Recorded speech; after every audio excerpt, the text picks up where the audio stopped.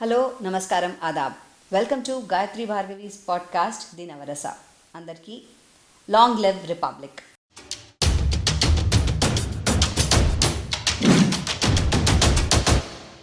మరి ఈ republic day సందర్భంగా we have a very elite guest, lieutenant general KR Rao garu ఇవాల్టి మన స్పెషల్ గెస్ట్. మీరు జాయిన్ అవ్వడానికి మీ ఇన్స్పిరేషన్ ఏంటి అసలు? మా తాతగారు చిన్నప్పటి నుంచి అప్పుడు 1962 వార్ తర్వాత ఐ థింక్ అనుకునేవారు ఎప్పుడు మన ఫ్యామిలీ నుంచి ఎవరో ఒకళ్ళు ఆర్మీలో జాయిన్ అవ్వాలని.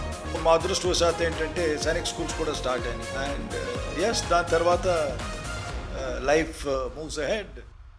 మీరు 1971 వార్ కార్గిల్ చూశారు. అప్పుడున్న పరిస్థితులు ఎలా ఉండేవి, అప్పటికి ఇప్పటికీ ఎలా పరిణితి చెందిందంటారు మన కంట్రీ? ఆఖరికి సాటిన్ కోట్లు అమెరికా నుంచి ఇంపోర్ట్ చేసుకునేవాళ్ళం, స్లీపింగ్ బ్యాగ్స్ అమెరికన్ ఇంపోర్ట్ చేసుకునేవాళ్ళం.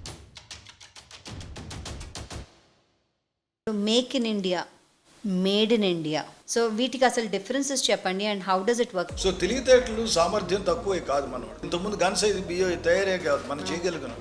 యాక్చువల్లీ హిస్టరీలోకి వెళ్తే మన వాళ్ళు అప్పుడు గన్స్ చేశారు, దాని తర్వాత మర్చిపోయారు ఎందుకంటే ప్రోత్సాహం లేక మన సార్ మీరు చెప్పండి, చాలామంది women coming in to the armed forces, వాళ్ళకి మీరు ఏం చెప్దాం అనుకుంటున్నారు? మన కల్చర్ బేసికలీ ఏంటంటే స్త్రీని ఆడబడిచి కింద చూసే కల్చర్ మనం ఎంతనా అరవచ్చు. We can cry hoarse, we can talk, we can speak loud. They are not equal. చాలామంది, I'm sorry for saying this, but చాలామంది ప్రస్తుతం పాలసీ డిసిషన్ తీసుకున్న వాళ్ళు సగం మంది యుద్ధమే చూడలేదు. ఆ 1999 కూడా లిమిటెడ్ వార్. ఆర్మీ వాళ్ళకి, ఆర్మ్ ఫోర్సెస్ వాళ్ళకి ఎక్స్పోజర్ తక్కువ ఉంటే సుప్రీం కోర్టులోను పార్లమెంట్ వాళ్ళకి ఎంత ఎక్స్పోజర్ ఉంది.